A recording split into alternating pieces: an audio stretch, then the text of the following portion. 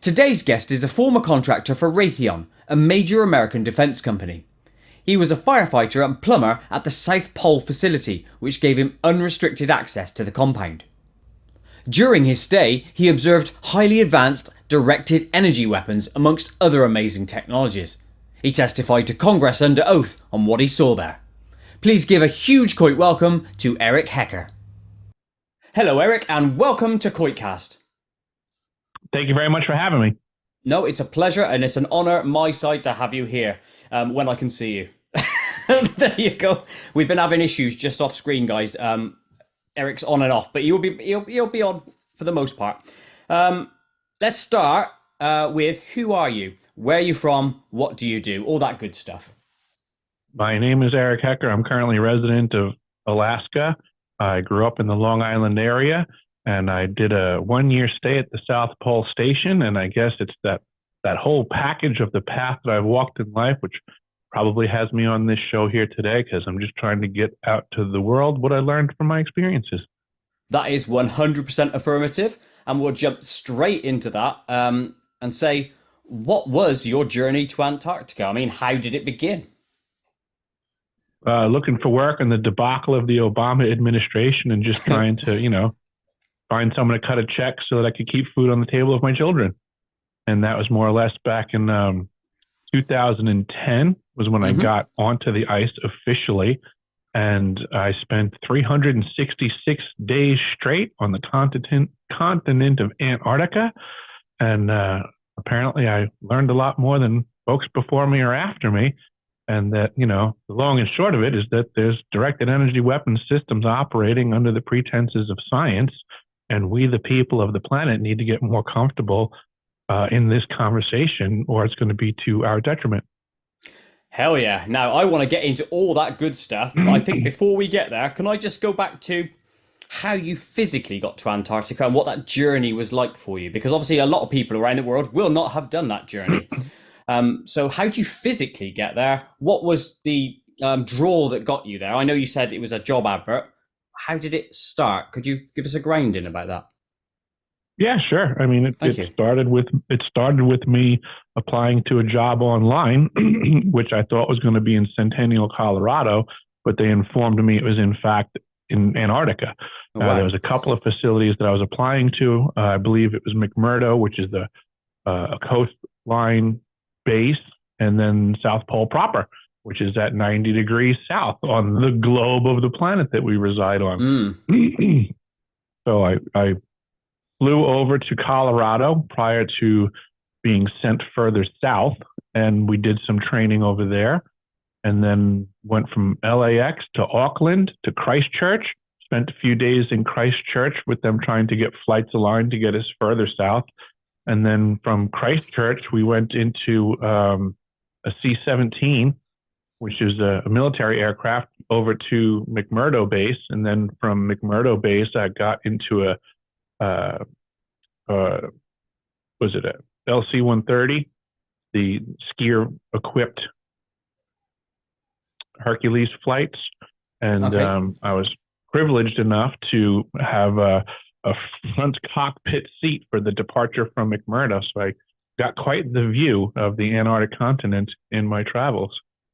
How long did it take you to get to that plane where you had that amazing view? I mean, how many hours are we talking of travel? Well, I think it was 13 and a half from LA to Auckland, and then, small flight from Auckland to Christchurch. And then I think Christchurch to McMurdo, I think it was in the ballpark of like 5.5 hours. And then the Herc flight from McMurdo to Pole, I think was maybe 3.5 hours. Massive amount of traveling then. Are you good at traveling? Yeah.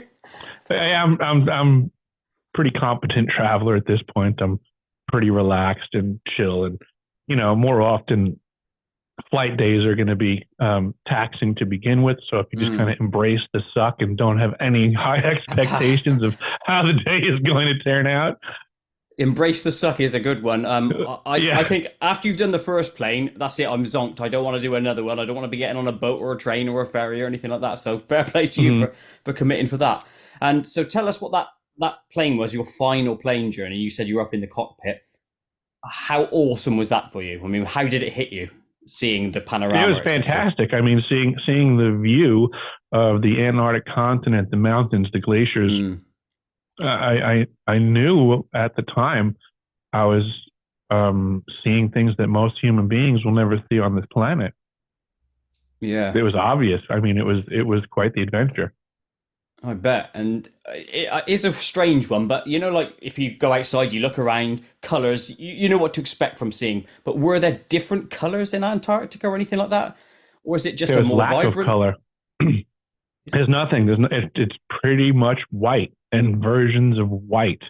There were times at the South Pole where atmospheric conditions were aligned correctly, and there was no distinction between the ground that you were walking on, the horizon line, the sky. Everything was the exact same color. It was extremely disorienting. Mm. Do you know, I was expecting, and it's probably a poor expectation on my part that you would see amazing like white vistas on the ground and then an amazingly clear blue sky. But clearly that's in error in this case. Yeah, for the most part, um, everything was so white. And at the South Pole in particular, I mean, granted, at the shore, at McMurdo Shore, you had the ocean and stuff like that, and you had some views that were of some value. But at the South Pole, it's just flat and white and nothing. So that Oh. everything became homogeneous. It was like walking around the inside of a ping pong ball. So in other words, you then couldn't wait to get inside because there's nothing really much to see outside. For the most part, in the summer season, yeah, the sun itself, if it was present, just meant pain, excruciating bright light. Mm, bad glare and stuff. What is the facility where you went to there for? What are they doing there? But they're claiming that they're doing science, but what I'm trying to get out to the masses is that it's way more nefarious than that. What's the message they put out as of what they are doing, i.e., the cover story, so to speak? I don't. I was really hoping we'd be discussing the more important part of this conversation. I mean, We who will cares what 100% get I to it. mean, the lie. The lie is the lie. The lie is science. They're trying to say that it's all about science, and I would say that that's a lie, and we need to get beyond the lie as fast as possible. Cool. We will 100% get there. Don't you worry. Now, your job was Mm-hmm. there to be the plumber and firefighter. What did this entail exactly? Was it like basic plumbing or high-end specialized work? What were you there employed to do? I guess you would say it was taking basic plumbing and making it highly specialized work. I mean, wherever people go, we need basic plumbing systems. But when you're talking about the harshest environment that our planet has to offer, it makes the job a bit more challenging. Yeah, So, I that's mean, true. that's what I was there to do, keep things up and running in an environment where Mother Nature is doing her damnedest to make sure that everyone's dead. Yeah, yeah, gotcha. Wow. Were there any emergencies while you were there, like such as fires you had to deal with or anything like that? All day. We had Oh, wow. alarms going off with great regularity. Sometimes it was I mean, what we would call a false alarm, but in reality, it was, we had a very sensitive system because if things didn't go well, they went really poorly, really quickly. So, I mean, lots of times we were responding to stuff that was no big deal, just a sensitive sensor. But I mean, we had to react in, real with real vigor, Mm, let's just say, until such points in time you knew it was no big deal. But we had issues regularly that needed to be addressed. We had, fully employed fires. We had massive fuel spills. I mean, there was all oh, kinds God. of legitimate, terrifying moments. Mm, We would joke around regularly as a crew wintering at the South Pole and say that the job was pretty easy because it was just mountains of boredom broken up by moments of sheer terror. wow. Yeah, I don't like the idea of that, the terror part, because I presume you're obviously going to be locked inside some measure of capsules or building or facility. And then if you did have those big fuel spills, yeah, no one's coming to save you, are they, essentially? Correct. Yes, everything was on us. It was a 49-person crew for the duration of the winter. And absolutely, if we had a problem, we had to figure it out. And that, for the most part, meant me. Yeah, it just, a lot of pressure. I was on a dynamic team of professionals, but when it came down to it, I was a lead on the fire brigade. So I would have to identify the problem, and because of my trade skills, I would be calling the shots on how are we getting out of harm's way. Wow, a lot of pressure. One final thing before we get into the discoveries, so to speak. What did you do on your days off, or were there any days off? There weren't really days off per se. Sundays were a lighter day of workload. We still had rounds that we had to do every single day throughout all of the facilities to make sure everything was up and running. We still had to respond to any unplanned failure, any breakdown, 24 hours a day. There was no days off per se. There was just Sundays we had less of a scheduled demand load. So we would take it easier on Sundays. I would participate in doing the rounds every Sunday. So again, there's no day off. But and the emergencies. I mean, whenever an alarm went off, that was 7 days a week, 24 hours a day. So we had to be maintained in fit for duty status and ready to rock and roll 24/7. I would spend most of my days doing preventative maintenance checklists, looking for things in error.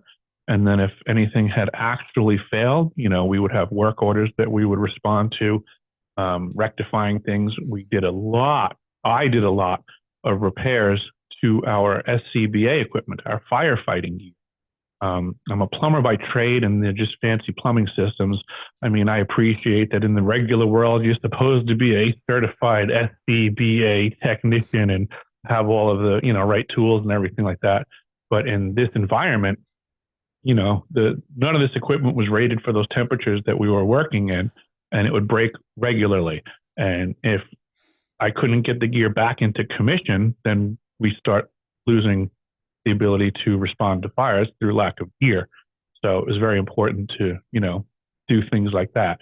In my spare time, I'd be hot rodding the firefighting gear, trying to make it last longer.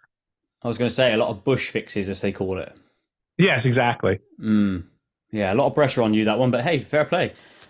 Let's get into the discovery side of things, because this is where it gets mega interesting. Not that Antarctica isn't interesting, by the way, because it is. And I could spend a lot of time talking about that, but maybe we'll come back to that later. Now, I've heard you say in other interviews that you essentially had the run of the place, so you had keys to pretty much every door. Can you tell me what you discovered there? There you go. We'll just start with that one. Mostly what I'm emphasizing in that capacity. And I get a lot of heat from this because a lot of people say, oh, I was there and all the doors are unlocked. But yeah, a lot of the doors were unlocked, but not all of the doors were unlocked. And I get that not everybody had a reason to put their hand on every doorknob and check, but my job appropriately had me doing that all day long. So when I clarify that I had the key that unlocked every door, what I'm actually really getting at is kind of figurative speech. I had the job that required me to go into every compartment as a plumber, as a tradesman, as a firefighter. I had to be kind of versed in what each room was. Some of those doors were locked, some of them weren't.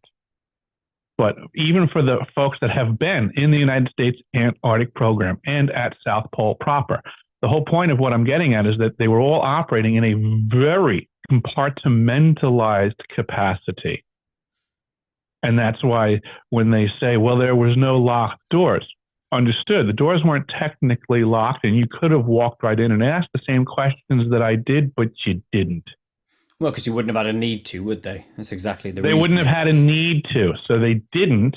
So this is where I'm coming from, is that I've connected dots that even other former crew members from these facilities did not connect because of that whole need-to-know basis, that whole process of compartmentalization, and none of them had the requirement or wherewithal. So that's where we're at in this conversation. No, and was on a I very agree. privileged position. Yeah. And this is, again, this is where I get heat on this, but this is what I'm getting at is that I did go in, I did speak to everybody. I did find out what they were doing, who they were working with, how it was interconnected to the other programs at the facility, while most of these people were just simply getting ego stroked in their compartment, being told, this is the greatest project that's ever been going on at this facility. We can't say it in front of everybody else, but this, and I'm hearing Psychology. this from everybody. Yeah. It's a classic psychological way of getting everyone to work smart and hard. Yes, And the second thing about the walking through every open door thing, if you think about a janitor in a school or whatever, he's going to go into all those things to do the cleaning or whatever he has to do, but all the children aren't going to go into each room, are they, before they find their classroom? right. Same Nor the principle. nor the faculty. Exactly. So that is clearly making sense. And if you've had any crap for that, then I that's people for you, isn't it? What can you do about that? It just is what it is. But I want to clarify that for the audience because these are some of the shots that get fired across my bow, and I want the audience to understand how this works because it's sad that they're the ones that are going to get confused by this, not me. I mean, I know what's going on down in Antarctica, and I'm trying to relay that information to the audience. It's intriguing to me how many people have never been to Antarctica or just came up with different conclusions seem to be wanting to slow my roll from getting the truth out there. So, Well, we're going to put pay to those people. I always think this, right? We know nothing until we hear the stories of what is going on. Then you could make up your own mind, but why you shouldn't jump into conclusions beforehand. You have to take all data in, don't you, before you then put your own opinion on it should you wish to. I always think that. fair enough. Now, directed weapons. So what are we talking about there? What is your thoughts and theories, or what has anyone told you about this scenario? Directed energy weapons exist. They're being used by many factions on this planet. I just happen to work at a facility where they're being used. So I'm just trying to raise the red flag, let we the people of this planet know that there's a bigger game going on by larger players than we've considered. And we the people are currently in the crossfire. This is a terrible situation that's going on. It's like there's World War IV or V going on, and we're all concerned about this lesser grade stuff. There's walking wounded all over this planet right now, but the weapons of war have changed. So we don't no longer see our neighbors with a missing limb or a bullet hole or a bandaged head. But nonetheless, there's war going on with grand weapons and everybody's getting wounded, but we are not paying attention because we're so bamboozled and distracted by the propaganda of the mass media of whatever nation state we belong to, that we're being divided into thinking that it's a problem amongst us when it's the classic historical dilemma of the rich people stepping on the throats of the poor until the poor rise up and do something about it. Well, that's an old trope, isn't it? That's an old piece from history that's cycled on and on forever. Yeah. So, obviously, you just said there's directed weapons, presumably there at the base. Who's from what you know? Who's running it, and what are these weapons, and how do they function? Did you know about that? I could only assume that the National Science Foundation is in charge of everything going on, so they must know something. Okay. I mean, it was a multinational crew officially operating the facility. I would say, unbeknownst to most on hand as to what type of service they were providing in support of what they believed was science at this location. So it's very tricky to, I guess you would say, follow the money. But at the time, we also had Raytheon Polar Services with their hand in the till, so to say, which is a known military industrial contractor. So I'd assume that they knew something about what was going on. We now have different military industrial contractors taking over different parts of the contract. But I mean, these are the types of folks running it. Okay. Governments and military industrial contractor corporations. And I believe that these governments and corporations have many other facilities around the planet, that this isn't the only one. Oh, more than likely. I mean, you look at just air bases alone and hidden air bases, they're all over the globe, aren't they? So we know these Right. things exist. Exactly. So, how, and what I'm getting at is what is this directed weapons and how did you know it was that? What does it do, this directed weapons? The list is manifold. This is again the issue with modern warfare is that we're familiar with conventional weapons, like a gun has one size bullet. You pull the trigger, a bullet comes out, and it's a singular weapon. Yeah. Modern day directed energy weapons are way more complex than that. First and foremost, each individual system can do many things, and then when you integrate it with another system over here, and then this one's linked to it, it's things just get exponential. And we're really dealing in a whole new realm of weaponry between, the ability to, use a microwave beam to either, if you wanted to incapacitate your victim or implant an invasive thought, a voice in their head. The spectrum is that great on what can be accomplished, to generate an earthquake, to control the weather. I mean, the sky is almost the limit on what would probably sound like lunacy to most people, but this is all verifiable science that's been researched and developed ad nauseum for the past few decades now. I always say to my girlfriend, if you can think of it, someone else has thought of it and or is building it or has built it. Absolutely. So if you can think of a weapon to kill another human being, it's been done or tried or it is in the planning stage. So I know the one you just mentioned there sounded a bit like the thing that went on in Cuba, Havana syndrome, didn't it? Because they getting, the CIA or somebody was getting attacked with those weapons in Cuba. Absolutely. And the Department of Defense has come out and released information for, at the very least, their employees to follow the chain of command and get themselves taken care of, because that's their responsibility as an employer. And these are the things that are happening to their agents in the field. So lest we, the people of this planet, think that, only the Department of Defense personnel are being injured or manipulated by these devices. I'm just trying to let everybody know we're all in the throes of war at this point. These, it would be like, in foreign nations, the United States like to say how we use smart weapons and it's a targeted attack and limited collateral. And then we find out it's all bogus lies. They don't care. As long as they get the target, they don't care about collateral damage. They'll certainly lie about whether there's collateral damage or not.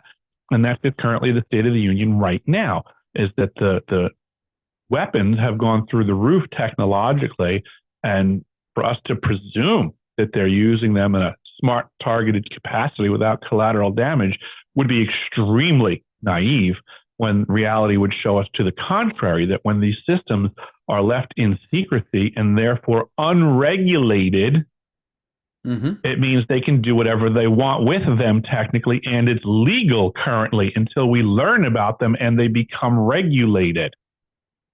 Yeah, no, that makes sense. Of course, if it's hidden, they don't have to answer to anyone. Right. So these directed weapons that have been built and or designed up in Antarctica, you're saying they're being used right now? I know they are. Since 2000, since the season that I was there, and we went from constructions to operations and maintenance, at the very least, I know since our system came up and running that these systems have been functioning. I know at least that much. So that's almost a dozen years ago. So they've been used on, do you know targets or when, or if, Christchurch, what was New hit? Zealand was hit twice by accident when we first turned it on, is my understanding. New Zealand? Christchurch, New Zealand, in February of 2011 got destroyed. Oh, that was... And it's my understanding that it was from when our system was being fired up and dialed in. Right. What happened then? I don't get this one because I can't remember the news about it. So a weapon was fired. That was the demise of Christchurch, was my understanding, is that they never did anything with it since then. Whoa. And Unless obviously, unless something changed in recent history, I believe they condemned that city to never be rebuilt again. do you know what? I've not heard this. I know there was something happened years ago in New Zealand. Maybe we didn't get the that news as bad here in the UK. I don't remember it. What happened? There was a huge earthquake, Ah, earthquake. two of Ah, them. Yeah, two earthquakes. so this machine, whatever it does, is causing earthquakes. Therefore, United States or whoever controls this weapon has the ability to cause an earthquake pretty much anywhere on the globe. Correct. Crikey, crikey. Many people have this ability. Well, Many other people nations have have the the same ability thing. to control. Absolutely. Why do you think? This is the state Go on, of sorry. the warfare on this planet for we the people who are caught in the crosshairs to start comprehending, to figure out how to make corrections. I mean, this would be like if World War II was going on, but they somehow tricked everyone to not realize it's going on. But you can't do that back then because of the types of weapons they were using. Right. So now we have like a World War V level type event going on, unbeknownst to most of us. We're all getting wounded, we're all getting killed, but we're all being lied to about what's really going on. So you think they're still firing these weapons now? Let's go full on hypothetical. Okay. What if COVID was a debacle and a lie and a cover story for symptoms of things caused by directed energy weapon fire? Well, I always thought it was dodgy anyway, the whole COVID malarkey. But if it is that, this is where we need to start wrapping our heads around possibilities. That things are not anywhere near as they're presented. no, I think most things are orchestrated events. But people will throw the lunacy or conspiracy hat my way, but I kind of don't care because my eyes have been opened for a number of years on a number of topics, and obviously it sounds like yours have too. But I'm for sure. The weapon side of things. If there is this earthquake weapon, let's just call it that, so to speak, are countries then using it right now as we speak to hit other countries to cause earthquakes? Absolutely. Whoa. If that's the case, and then say like America's got it, right? And let's just say Russia had it, and Russia fires one at America. Surely by America having that technology, they should know how it would be received. So therefore they could detect the firing of it. So they would fire back, and then wouldn't it escalate into a big? Wouldn't we be in World War III, stroke 4, stroke 5, like you mentioned earlier already? Then that's exactly my point. Yes, we are. Okay, would it? And I'm playing devil's advocate here, but would it not be at the stage then already, if Russia was firing at America and America was firing at Russia, that it would have escalated to a more kinetic firestorm, where we would physically go there, or vice versa? It is kinetic. It's with weapons you're not familiar with, though. That's my point. You're still waiting to see guns and rockets, and that's antiquated bullshit. They don't fight with that anymore. Now they throw earthquakes at each other and invasive thoughts and mind control. Yeah, you're right. I am not thinking along those lines, because that's how obviously warfare is conditioned, isn't it? Ever since humanity it's all psychological operations for the most part, first and foremost, right? Is first they convince us to hate each other, which is a psychological operation. Mm-hmm. And then they get us to fight each other. Well, fighting each other is the dirty part and the waste of resources, and that's not really good for the robber barons of the planet. So now what if they just skip all the bloodbath and just get right to the whole point, which is mind control? Okay, so there's weapons that can also do the mind control, though, and this is the Havana syndrome side of things, is it, or is that a slightly different? Absolutely, and it's been going on for decades. Okay, can you enlighten me a bit about the mind control? That's the level that they're fighting at, and that's a much more powerful weapon than smiting 100,000 of your enemies. It would be way more advantageous if you can get 100,000 of your enemies to agree with you. Yeah, because you could take over without taking over, couldn't you? And then you maintain all the resources, which are highly lucrative for the rich people on the planet that like to make the poor people fight each other. Yeah, that's where they see the earthquake thing slightly falls down for me, because if you were against a country, right, and you threw an earthquake their way, essentially you're destroying massive areas, aren't you? You could even like open a massive tectonic rift, Mm-hmm. you know, and absolutely destroy that country completely. Mm-hmm. Therefore, if that was the case, there would be you wouldn't there be able to go over there and take that land, so to speak, would you? That would just be that one about destruction. It would make it quite the nuclear option of the directed energies warfare realm, Yeah, but that's why we don't see it all of the time. good. We don't want to see that. Understood, but it's real and it's been utilized. Mm. And just because we don't see it being distributed doesn't mean that it's not a threat that's being thrown around. I mean, we have an event that happened in Turkey not that long ago that there was chatter on the internet that Biden himself had threatened Turkey with an earthquake. Some people seem to be able to find this clip. Some people seem to not be able to find this clip. But regardless, it appears to have occurred that, Turkey got crushed. Well, it was definitely We had an an earthquake. event. This stuff happens. Well, it was more than one earthquake, wasn't it? It had a shed load of aftershocks and all sorts of things. That one, a lot. Yeah, I believe that there were folks in the New Zealand event that I referenced, and this new recent Turkey event, that there were folks on the ground that accused it of not being natural. See, I've not heard this before. Obviously, before discovering you, I would have just said earthquake, natural. Wouldn't even thought about it, yeah, because earthquakes go on every day around the world. So yeah, this is new information for me. So stuff I'll have to go away and research on my own and see if I can find those. Rainstorms happened every day all over the face of the planet, but then during the Vietnam War, the United States government figured out how to manufacture them to try to wash out the Ho Chi Minh Trail. So weather modification has been a goal that's been attained for decades. This isn't a new interest. This isn't a new accomplishment. They're just upping their toolkit. Yeah, and that makes sense because you would, like I said, if you can think of it, you would aim to do it. And I know the weather modification thing is stuff we could do because we've been cloud seeding for decades, as an example. And that links you to the one I suppose, which is the what's that one they always talk about? Chemtrails. Is that part of this whole scenario, or is that a different thing? Stratospheric aerosol injection, very referenceable science.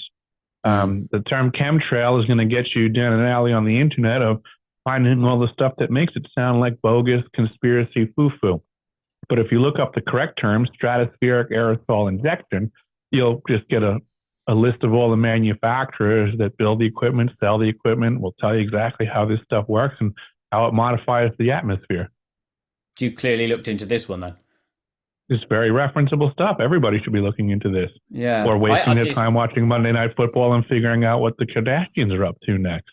I mean, This is why we are in the sad state of affairs that we're in, because there's a whole digital world that's giving everybody every thought that they possibly want at the push of a button. And everybody's basically building their own gigantic echo chambers around their own skulls. That much is certainly true, but I think that comes with the advent of social media, that it's then sending you into camps, and then you do this, don't you, with the same idea. You go round and round and round and round, own echo chamber, and then you're in the mindset of hate then. So I get that one. We have a large portion of society right now arguing for the fact that the earth is flat. Yes.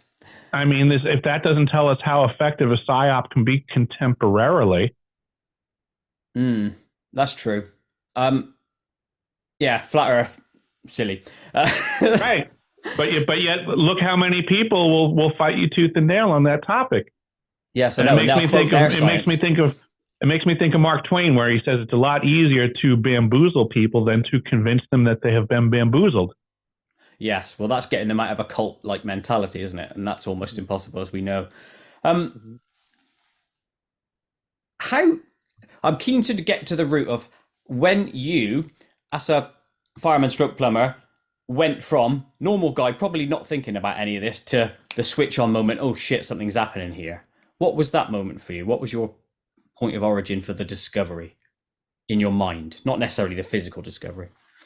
I guess when I first realized like a gotcha moment for the Yeah. Antarctic program would have been there was a time period where I discovered that there was an E.L.F system that I know is at the very least has multiple military uses in secret, but then even more directed energy weapons related stuff is put on the table as well as possible and or probable.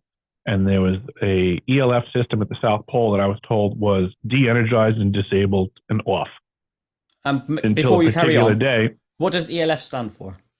I believe it's extra low frequency Okay. or extreme low frequency. Thank you. And this system I discovered to actually be up and running and energized. So I knew that they were knowingly lying to me at that time. And that's when I guess that would be my first aha moment. Yeah. And then where did you go from there? Was it just then, oh Christ, I better go and talk to people? Yeah. Yeah, right back to work at that point. I was still present at the South Pole when that event occurred. And I was, in no position to do anything other than just get back to work. But did you talk with like colleagues there at the base and then try and find more stuff out, or was it just a case of that went in your back of your head? That was ongoing, and just now it was like, I guess almost you would say like a small victory that I just knew, like, okay, this is not everything is as presented here, like I thought. And what does this E.L.F thing do? What was its job? Again, multifaceted. It's, people need to stop thinking of things as singular. It does a lot of things. Some of them are good, a lot of them are bad. People need to study what E.L.F can do. We can run away with these conversations. Let's just, clarify. I'm here to let you know that it's not just doing the good things that directed energy weapons platforms can do. But otherwise, we'll just get lost in. Yeah, no, I understand. I always think it's a good grounding for my head to understand what these things do, so then I can see the bigger picture of how they would be used maliciously. They can be used to create earthquakes. They can be used to move the weather around. They can be used in conjunction with it all depends on how they want to integrate and interconnect. Think of every single thing that directed energy weapons could possibly do and put all of those things on the table every time you ask that question. So it's a mouthful. The answer is huge. The reality is whatever they want to do, whatever they decide at that point in time they want to do to you with it will be their choice at that time. And people need to really bring up the concept of what that means in total. It's more than we can get into today. Yeah, I imagine it would be. What is your thoughts on the end game? Is it literally just all about money and power, which is why I put most things back down to anyway, control? Is that all it ever is? Yes. This is a power play for humanity, and they're winning because it's been going on for decades and no one's paying attention. And here's a strange one, but I'm going to throw it in anyway. Is it a group of psychopaths that are doing this? Because we know that most people who, psychopaths don't give a shit, do they? They'll do stuff. They don't care about, they have no remorse. They don't care about what happens to people. And we find in a lot of the big companies, they're mostly, that's where psychopaths tend to reside. Is that what you think is happening here? Yeah, on many levels. There's so many of them. There's so many of these factions that have these technologies. They're all vying to be the king of the mountain. But that's where we, the people, which is totally not like everybody wants to know like who the bad group is. Well, there's only the worst group. The worst will be the one that makes it to the top of the mountain. The problem is people need to realize that there are so many factions vying for that spot. And we're caught in the crossfire. Well, that means then we're going to be cannon fodder forever, does it not? Unless we become I didn't a say psychopath. forever. Oh no, I'm not. I'm no quitter. I'm not a fearmonger in as so far as saying that we're screwed.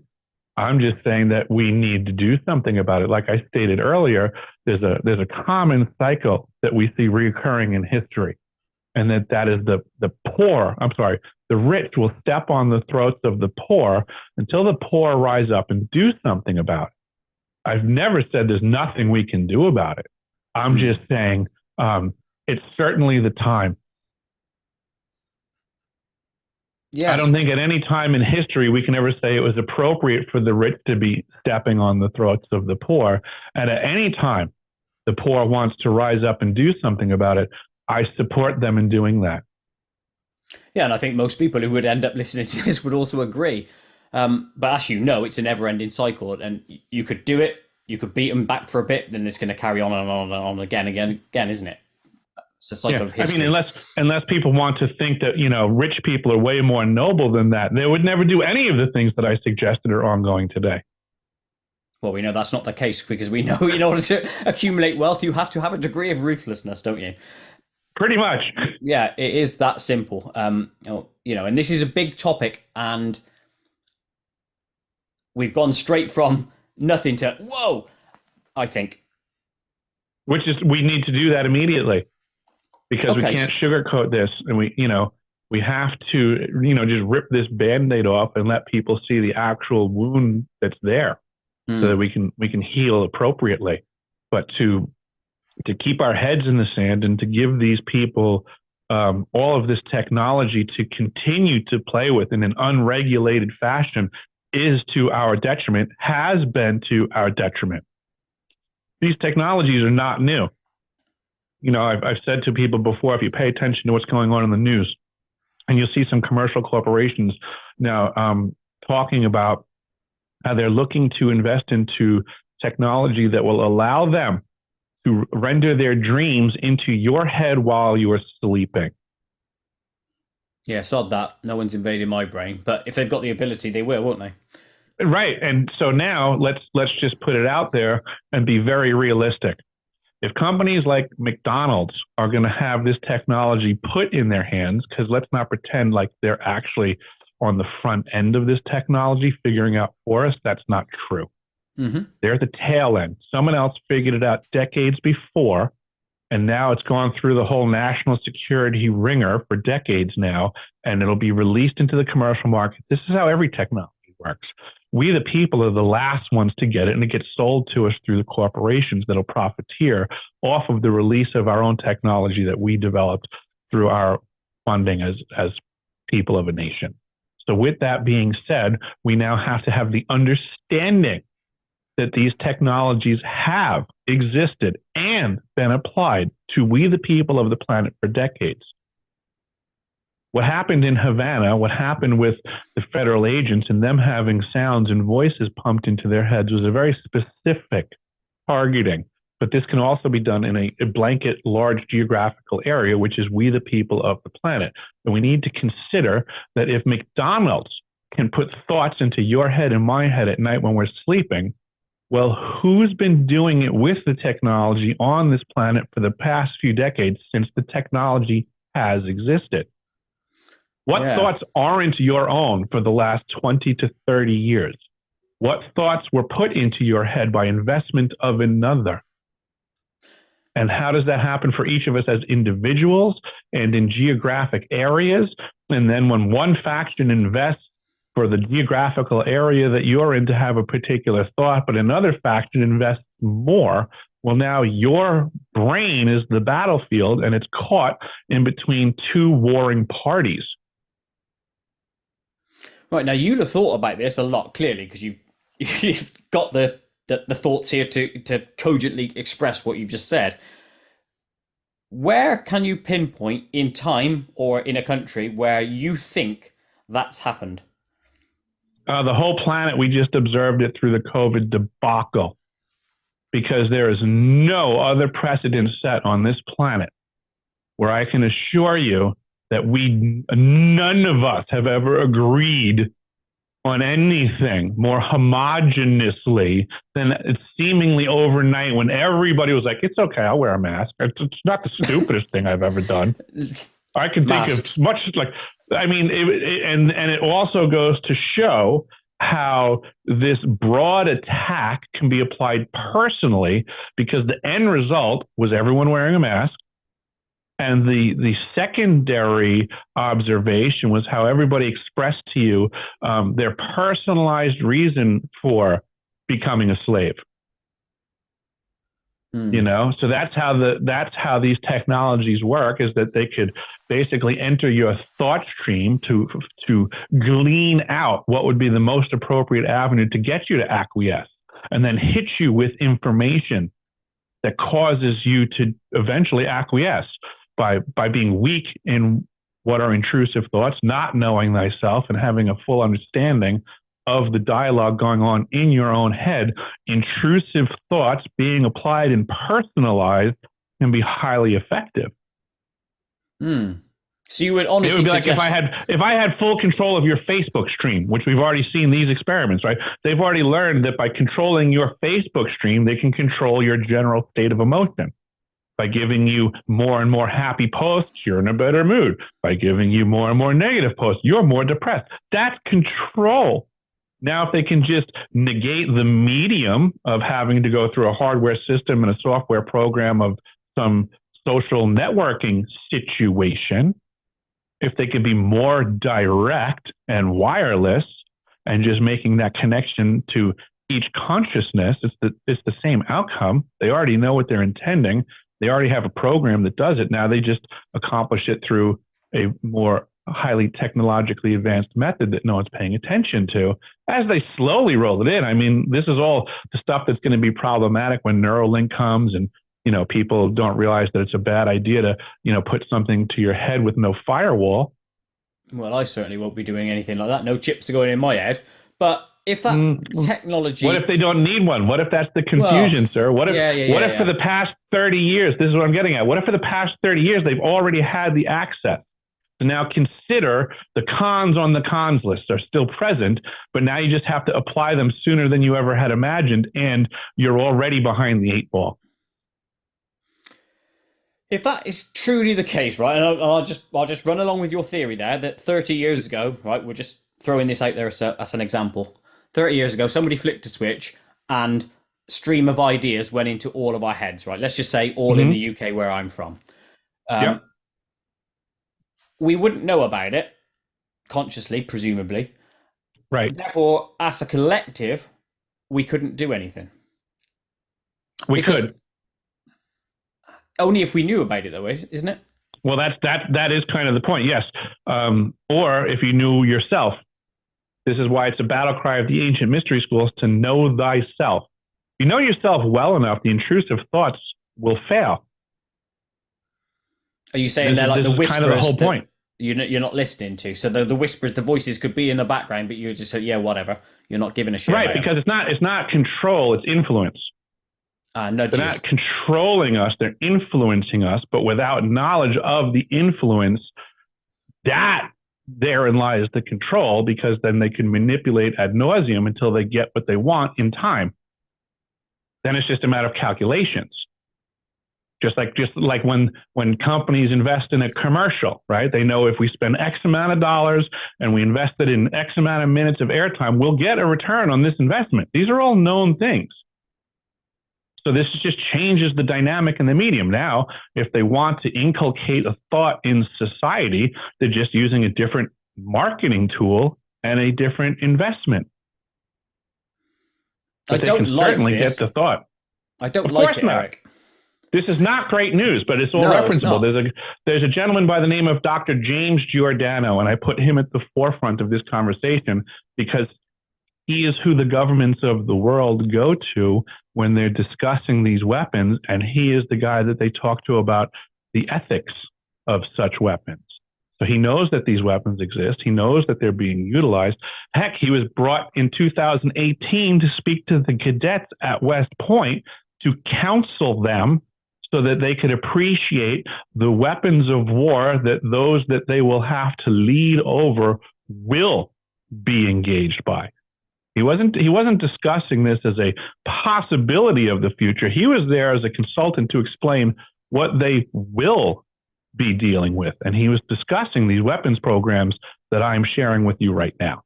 These exist. They are referenceable. Companies like Genesis that used to go by the name of LRAD. These are directed energy weapons platforms that are researchable, marketable, and for sale. And frightening as Guess hell. what? Guess what? Only rich people can afford them, though. Yeah, obviously. I won't be buying it. Yeah. But the technologies they're all over the world. They're here. And it is a frightening thought that, because look, like I said earlier, most people, and you even said it yourself, most people are going to be distracted by the crap on TV, the reality TV programs. Yeah, they don't give a shit about the wider world because they're happy in their couch eating potato chips or whatever, or crisps as we call them, watching dross on TV. Right? Would those people, which seems to be a hell of a lot of the population, certainly in the Western sphere, would they care even if they found out they were being manipulated? Most of them people would probably say, oh, whatever, I'm still going to sit here eating my crisps, watching my shows. Sadly, you're probably correct, is that, that apathy is omnipresent to begin with, which is a character flaw that's being very heavily taken advantage of. So it's the good people, right, that will need to stand up and fight. Now, you're clearly one of these people because you stood up. And have you testified yet in front of Congress? I have testified in front of the Senate Intelligence Committee in Washington, D.C., as well as a peculiar little department referred to as ARROW, who seems to have the helm in the U.S. government for investigating the UFO phenomenon as far as within the agencies of the U.S. government. I tried to find the video evidence. Is it online at all? Your testimony? Because I couldn't my testimony to those agencies? Yeah. No, that happened in probably two of the most secret rooms in the whole United States. They call them SCIFs, secret compartmented information facilities. One of them was in the actual Senate building where I had to go to, and then another one was at an undisclosed location with undisclosed participants, and I had to sign paperwork stating that I would not state who I was giving my testimony to in the ARROW building, nor was I to divulge the location for which the secret compartmented information facility was located. Sure. So, yeah, those testimonies are not my understanding on video anywhere, but what I was told was that my testimony was going into the National Archives and expedited up to Congress for the reason being, from what I see going on in real disclosure, because there's a lot of shenanigans being presented to the general public, like David Grush and these UFO programs where they're all trying to act like it's technology that we're not familiar with, we have no clue about, when in reality, like I've been saying all along, there's so many factions that have access to this technology that's the cover story now. They're willing to open the doors of the conversation to UFOs as long as they can now try to convince everybody that we have no idea what this stuff is. And, oh, isn't it weird that there's a concept of an alien? Well, what's even weirder is that our own governments have been lying to us for 60 years using these technologies against us, we the people of the planet. That's the conversation they don't want to discuss. And why my testimony means so much is because we the people in real disclosure are discussing the rogue agencies that now exist without oversight of the governments and we the people that have put them in these positions. It's very unfortunate that we've gotten to this point, but we need to reel in these rogue agencies, understand that they have technology that is just mind-numbing and to our detriment if we don't reel them in. Who do you think, right, of your current people that are running for primaries or whatever it is your parties do in America, who do you think would reel these agencies in? None of these. They're a dog and pony show. They're completely useless in the equation of we the people and what's going on this planet. I think it's become apparent that almost any nation state on this planet is owned by something that exceeds the power of any supposed nation. And when you say that, that's quite ominous. So who are these forces from your perspective? Who do you think they are? But worth looking into. I don't know. It's just obvious that our nations aren't operating on behalf of the individuals they supposedly represent. These military industrial contractors would be a good avenue to follow the money. It's a horrible thought, isn't it, that there are, like people are always worried about the globalization of the planet, and ultimately, if you think about it, that's where society would go in. Like, let's just say we were to become a spacefaring planet, you'd have to go into one global, group of people, wouldn't you, in order to do that venture? In theory, if we wanted to become like Star Trek Space we would Federation. not, and we would not, and that's the bait and switch of what's going on. We already are functionally in space. We already are not what you suggested that we would have to be to accomplish it. That's interesting.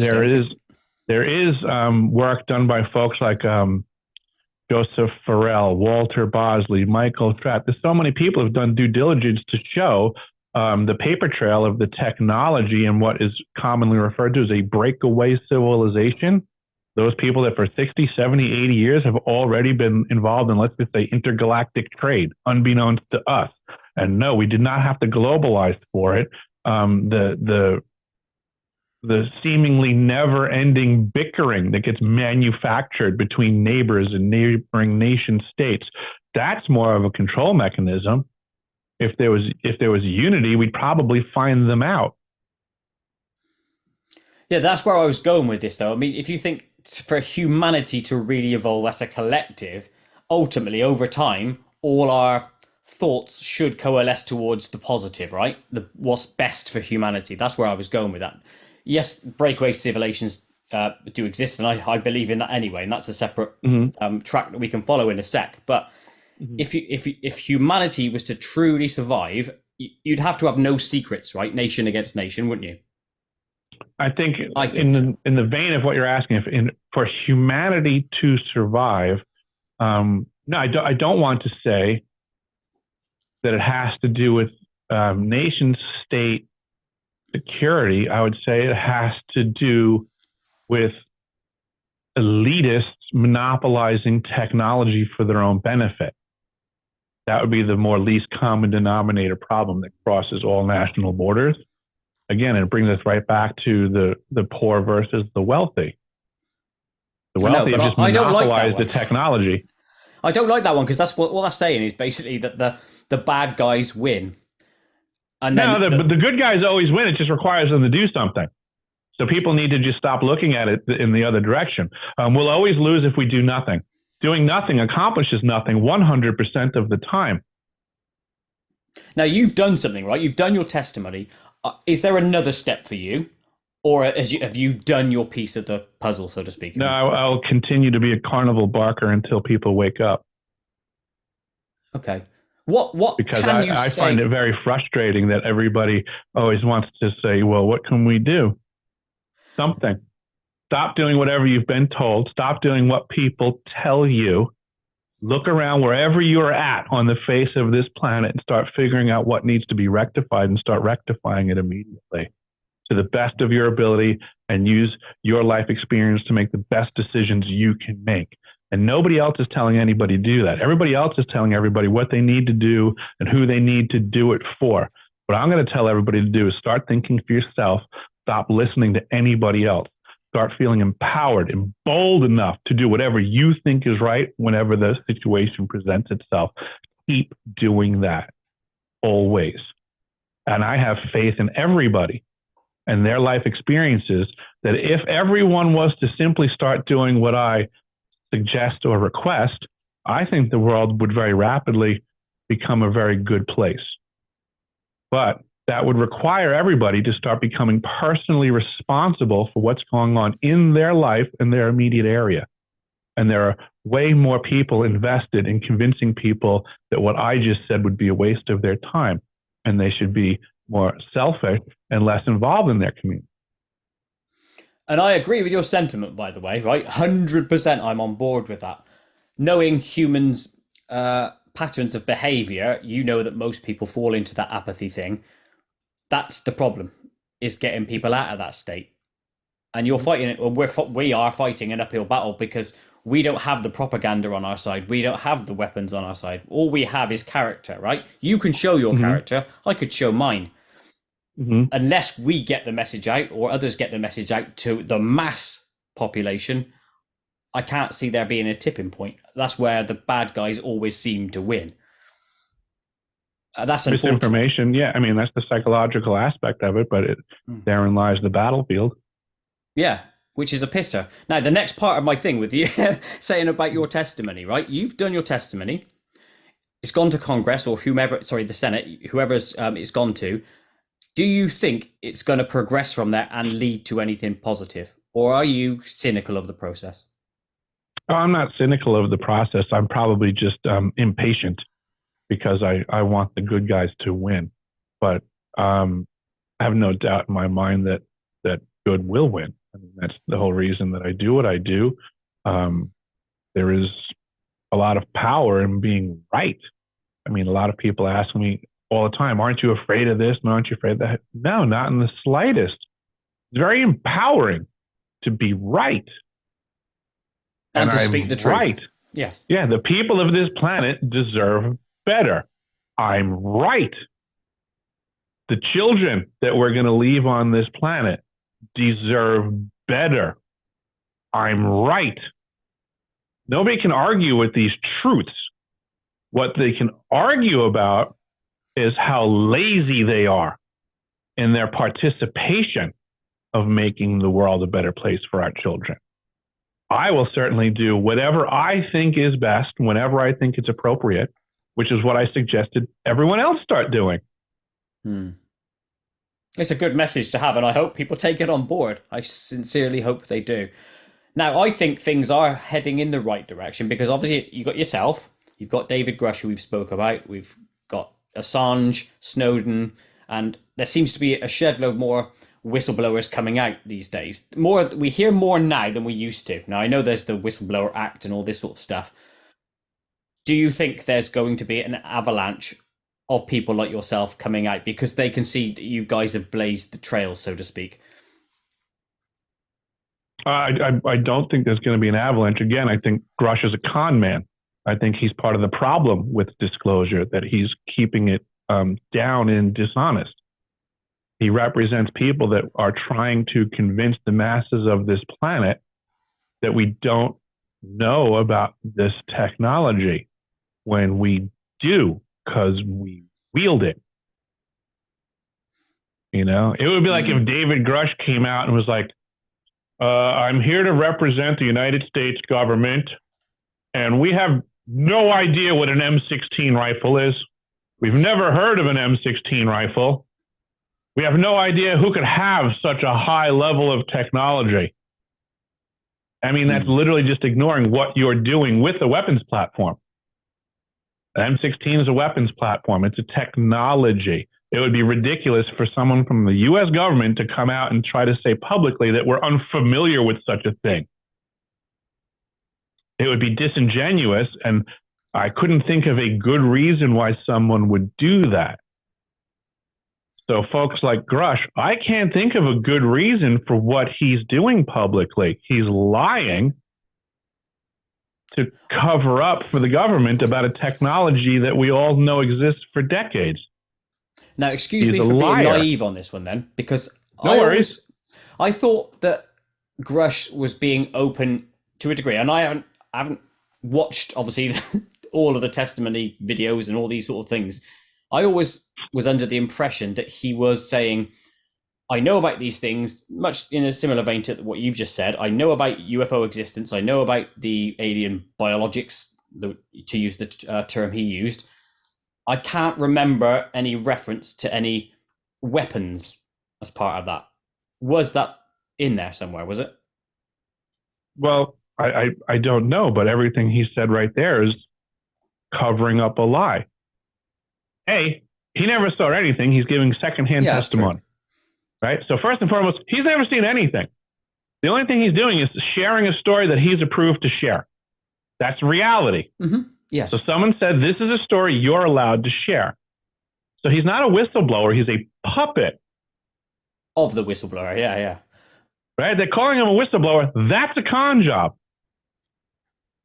right? Yeah, you could argue, yeah. Because he's not being a whistleblower. He's disseminating information that he's approved to disseminate.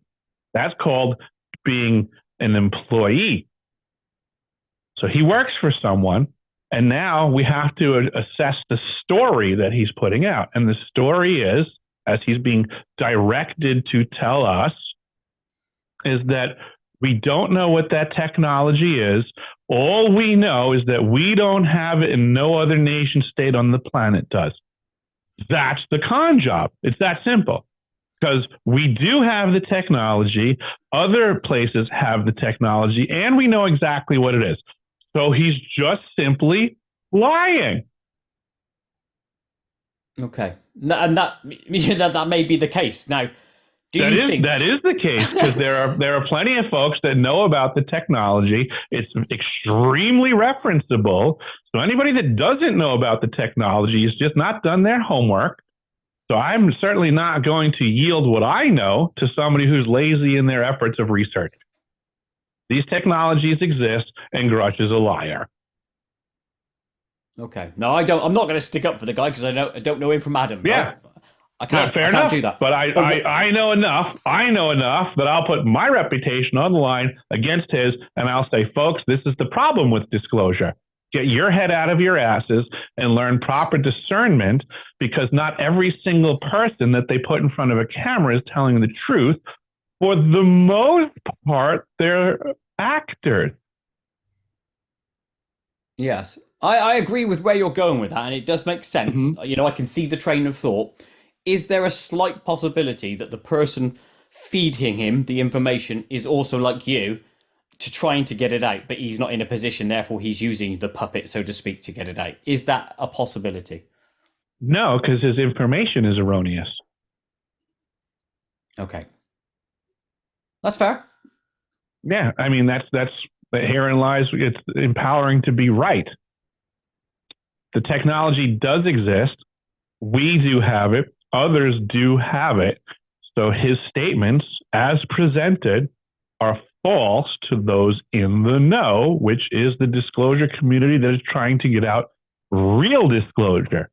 I mean, in reality, in this conversation, the only thing that I'm suggesting is that we do have the things that this one person is claiming we don't. That's, Yeah, no, that is completely fair. Do you think that even if he is completely full of BS, that it has moved the needle forward slightly in relation to the UFO topic? Oh, absolutely, but in the wrong direction. In the wrong direction. Okay. Yeah, it's moved the needle in the direction of more control by those that have been controlling the topic already so well for decades. If that's truly the case, that really disheartens me. Because I want to see disclosure proper in my lifetime, and you probably do as well. And most of the people I've spoken to want that. And it pains me to know that we won't. That doesn't mean that we won't. It could happen tomorrow. Well, I hope so, but I don't like the fact that you suggested it's going back. I don't want to be a naysayer in the slightest. We could win this by the end of the week. Is as possible. Yeah. Anything's possible, and I do agree. You never know what's going to happen tomorrow. I hope things go in the direction of disclosure, because like I was trying to allude to earlier, I think humanity can't truly proceed until the truth is what everyone hears on all topics. Yes. And even if that means some of the things I have in my head turn out to be utter shite, I'd rather know that so that I can throw that away and then follow the truth, Absolutely. That's all. I'm searching for answers, probably just exactly the same as you are, and a shitload of other people are doing as well. And I hope we get there eventually. Let's get into another thing. Now, I've heard you talk before about spaceports. Have you alluded to the fact that you think there's a spaceport in Antarctica, or do you think they exist on our planet elsewhere and are physically being used by this breakaway civilization? Are we running a space? I believe that there is some sort of an air traffic control tower at the South Pole Station. The more I'm doing research into it, the more it seems that is the supported science. And I'm just going to I'm going to spew out the things that I have come across my radar, but lovely. It's going to take people a lot of research to look into these things. I will state them matter of factly because it's my understanding. Okay.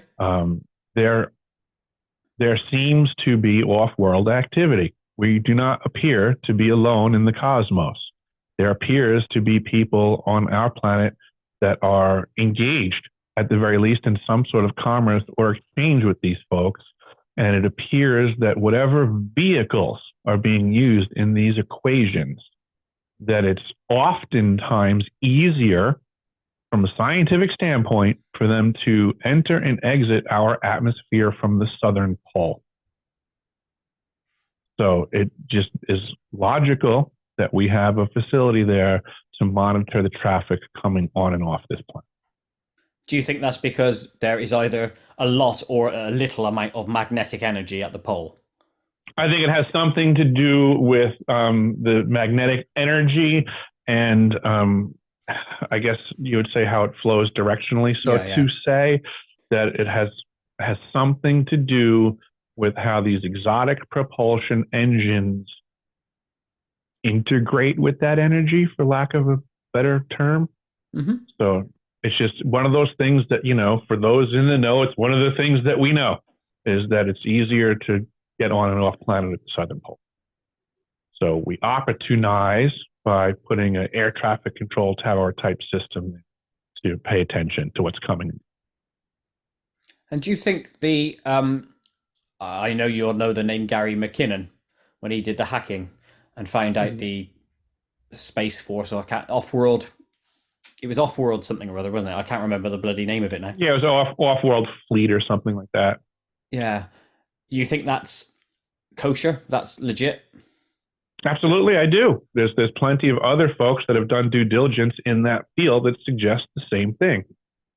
That there's highly likely an off-world fleet and that they've been involved with activities for a few decades now. And then the system at the South Pole Station, additionally, to support what Mr. McKinnon is putting out there, obviously, if we were to have an off-world fleet, communications becomes a critical concern. And it is my understanding that the science, as presented at the South Pole Station, would have the secondary or tertiary roles of being a quantum entangled communications device, which would allow instantaneous communications over any distance. Yeah. Wow. So I can see the benefit clearly of this facility in the South Pole. I'd be really interested to know what this bloody space fleet are doing, where they're going, who they're seeing, where are they setting up other bases? Presumably they are. What has your research told you on that? Well, let's just say that it encompasses, again, a multitude of ways to profit. Imagine if you had all of the resources of this planet at your disposal, and just think of a commodities market, right? Mm-hmm. Just imagine you hold the chair for the commodities of Earth. Anything that comes on or off this planet, you say its value. Imagine if you had that power, and now look at all the different resources you would have under your thumb, so to say, and consider how lucrative a monopoly that could be. Right? So you have everything's for sale. So now, what's the value of a mating set of bees? What's the value of a mating set of cats? What's the value of a mating set of human beings? What's the value of a child? I think a lot of people don't want to consider the answers to these questions and the motives for the monopolies of these technologies. Let's just go right down to the worst of the worst of the worst to hopefully motivate people listening to this. Let's just presume just the children of our planet are for sale. What is everybody going to do now? Everybody knows about Epstein Island. Everybody knows nobody did anything about it. Well, what if we really didn't even know the extent of how deep in space this goes? This that's is where this disconcerting. conversation goes. This is why people don't want to discuss it. This is why it's so heavily guarded. This is why folks like Grush get up and have to make up smokescreen stories and say, we don't have this technology. We are never going to have, nobody has this technology. Because if they were honest, if they said, you know what, it turns out we have an earthquake machine and we can make a tsunami occur on the coastline of a country, thus putting everybody in harm's way. Oh, and then we can act like we're going to send in help and say, oh, we have rescue organization this, rescue organization that. And then all of a sudden it turns out that now all of a sudden there's 50,000 kids missing from that area where they said they were going to go help people. Well, it gets glazed over really quickly because we can't find them and we did the best that we could.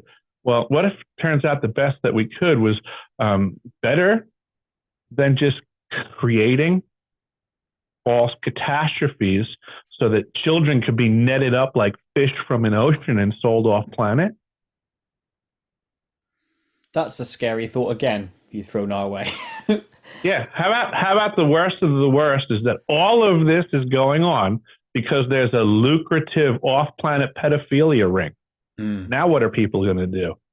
Because that's also going on. Well, and that's just one of the things on the list. On that, so on now when you look news, at that, right? If it turns out that what I just said is going on, right? If it turns out that there's an intergalactic pedophilia ring going on, do you think there's anything else that they wouldn't put on the list? Of course not. So this is everything that's going on, folks. It gets as bad as that and everything else under the sun. Like you said before, if we can think of it, someone else has already thought of it. And if they can invest in it, then they're already profiting off of it. The weird thing is this, right? And I know it probably plays back into the where I mentioned psychopaths earlier.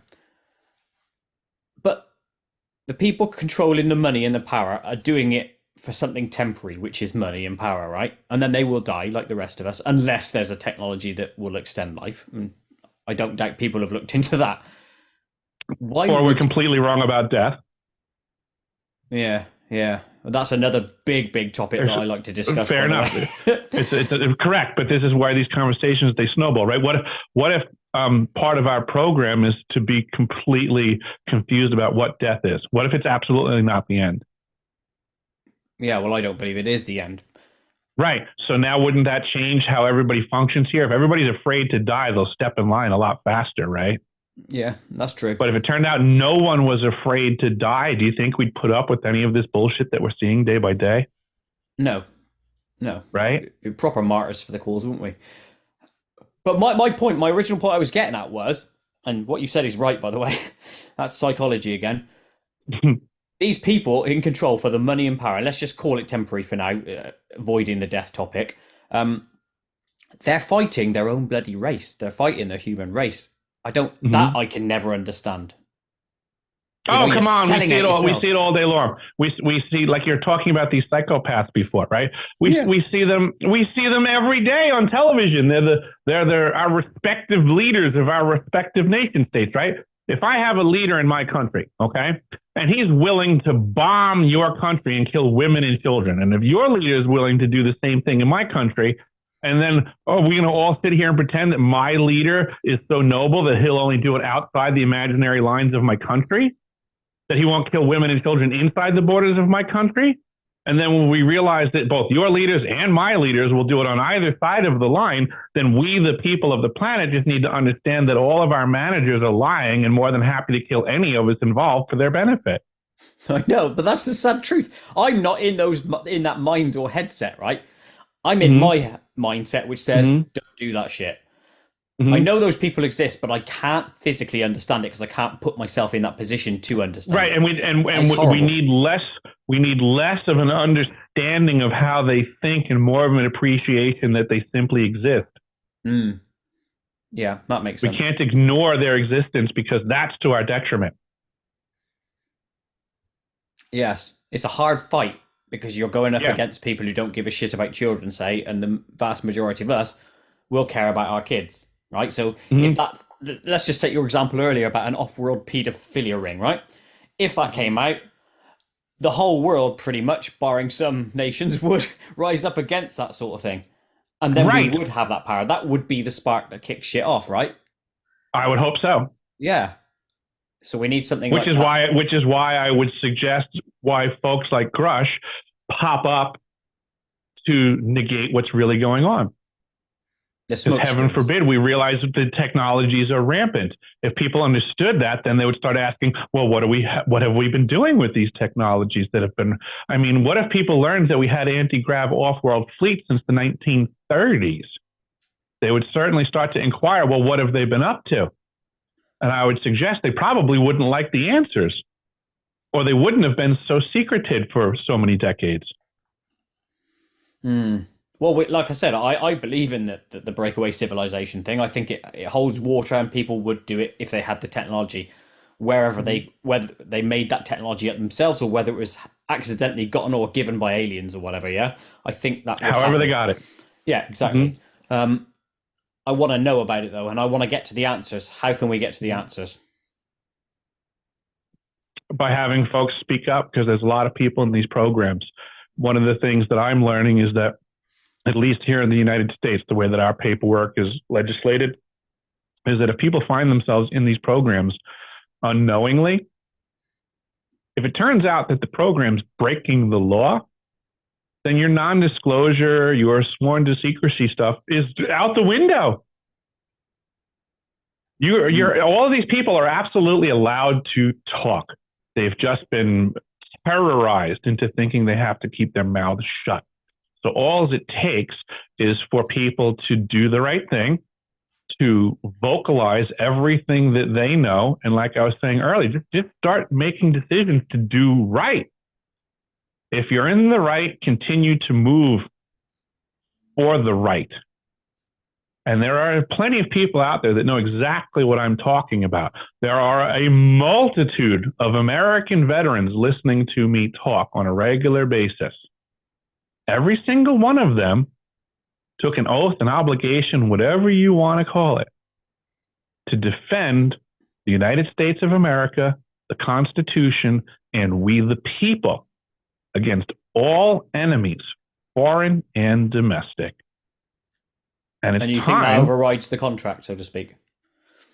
That's their prima facie position. They have to start there. They took an oath to defend we the people against all enemies, foreign and domestic.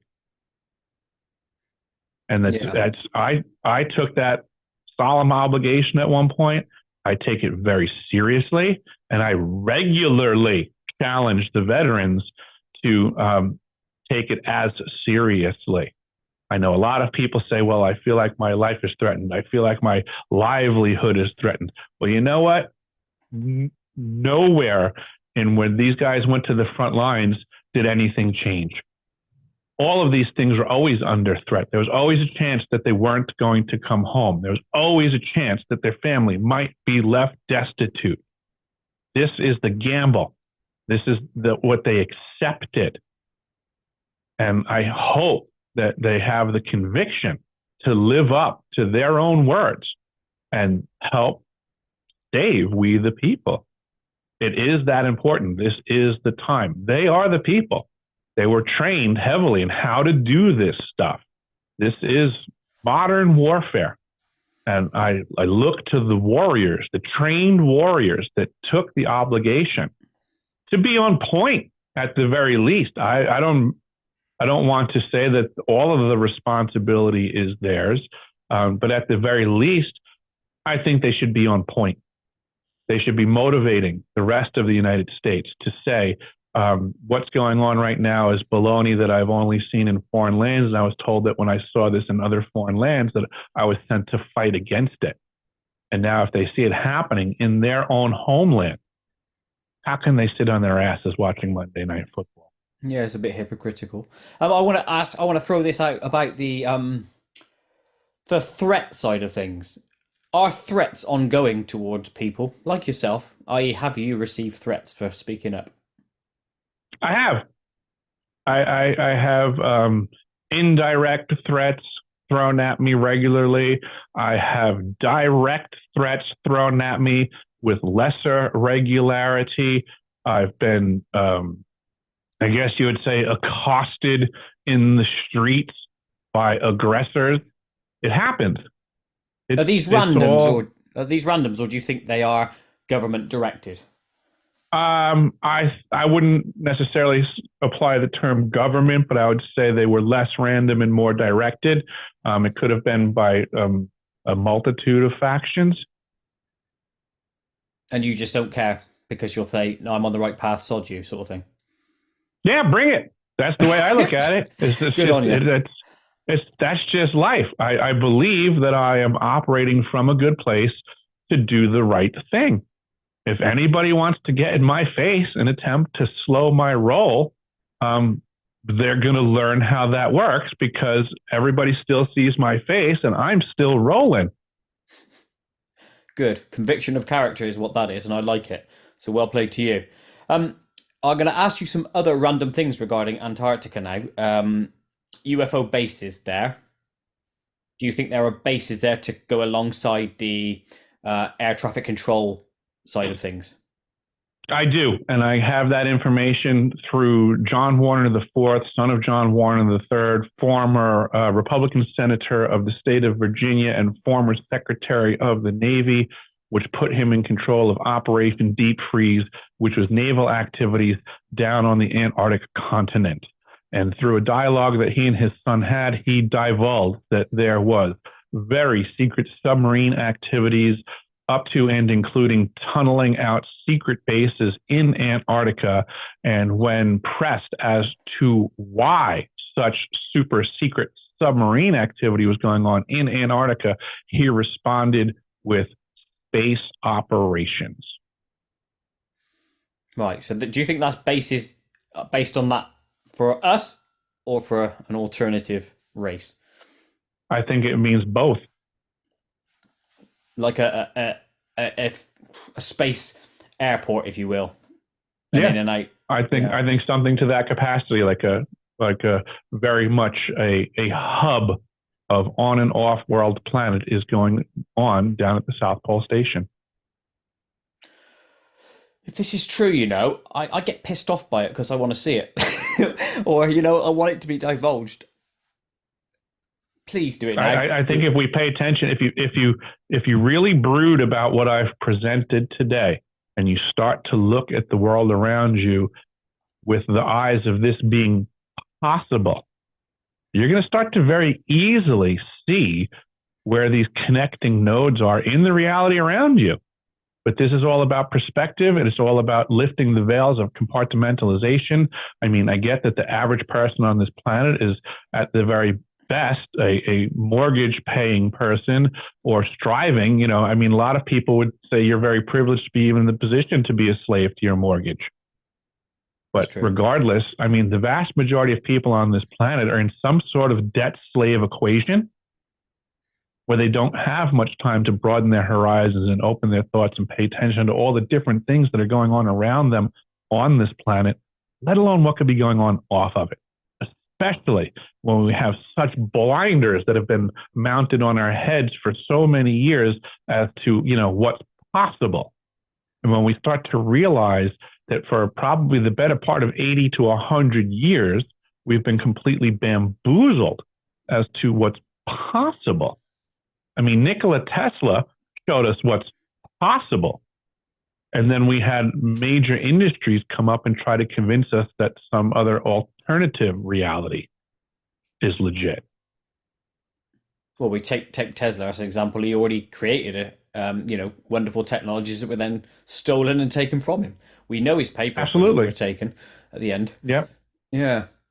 I don't like all that. Yeah. It's like have you ever heard of the car that runs on water or hydrogen? Absolutely. Yeah, those were buried by shell companies and stuff, weren't they? So sorry. Absolutely. There's all kinds of other ways to deal with the energy situation, so to say, other than what we've been presented.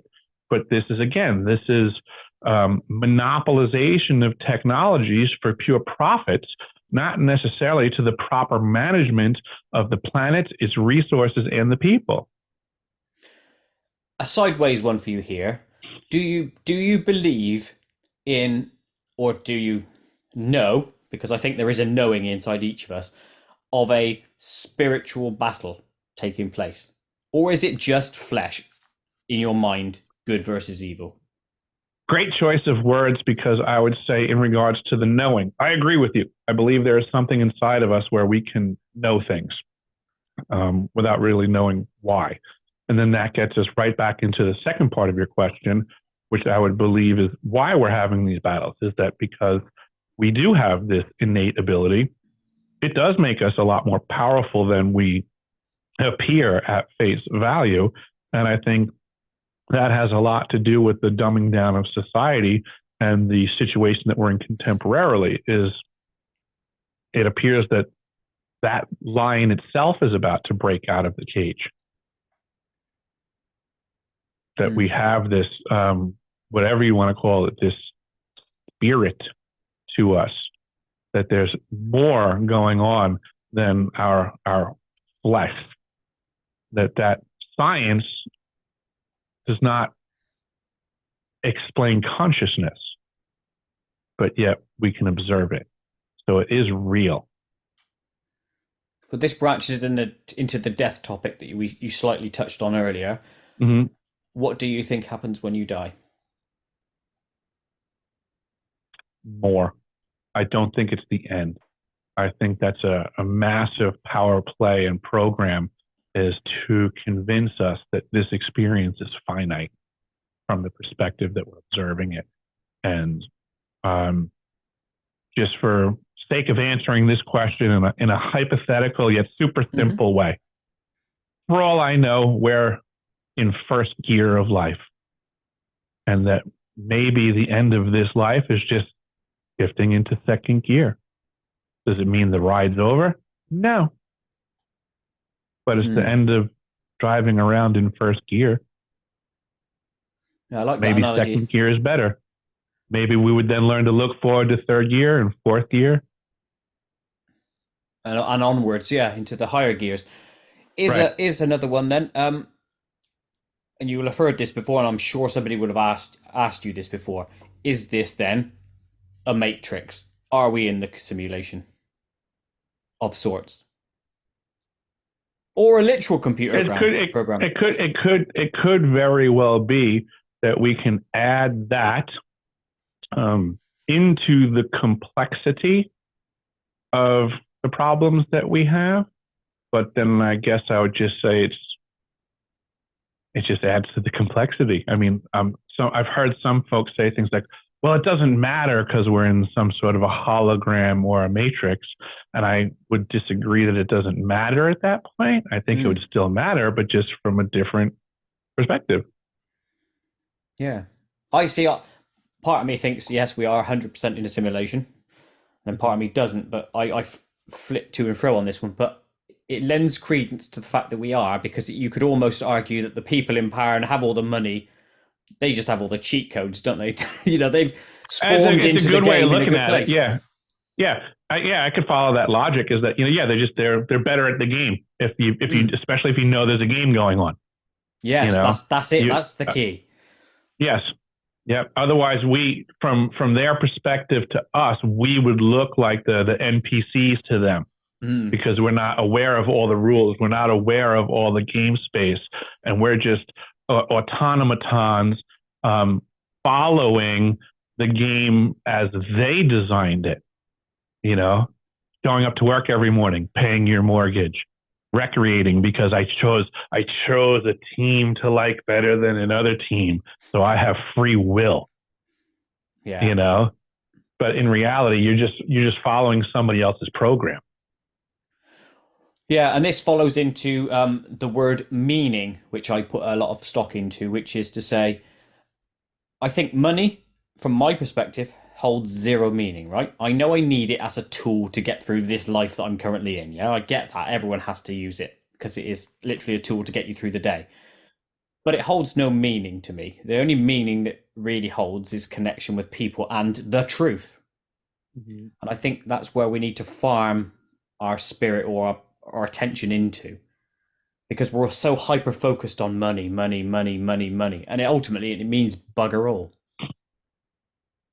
Yeah. isn't it? That's I think a big part of the program too is that a lot of people, I mean, if I said to you on your 18th birthday, I'm going to cut you a check right now. Like, do you have a brother perchance? I do. Sibling? Okay, Yeah. so let's pretend it's you and your brother, right? And I give you both the same offer. And I said, listen, you're 18 years old. I'm going to cut you a check. Pick an amount, any amount you want. And I'm going to cut the check right now. But it's got to be enough money for the rest of your life. You can never, ever work again. But I'm going to only give the check to one of you, whoever pulls the lower number. How low would you go and say, I would be content with that? So I believe this is a good way of like trying to actually assess, like, could you really go so low and be so contented? And I think a lot of people never really think about that in life. They try to think about how much money they will need on a maximum level, when if they started from the other direction of how little money do I really need to be content to get through life if, I never had to work again. Well, none of us have to truly work now, really. We all have a choice to walk outside. Right? We don't, like, no one really needs to work, so to say. I mean, technically you can tell, like, I know these are all foreign concepts to everyone contemporarily, but you're born on this planet for free. And I know people say, well, you need this, you need that. Well, you know what? You need to try foraging. You need to try cooking for yourself again. You need to try baking. You need to try working with your neighbors in your community to start diversifying the load of all of these things like we used to do way back when, before we became less distracted and selfish. And more reliant on other people. Right. When we were more interconnected as communities.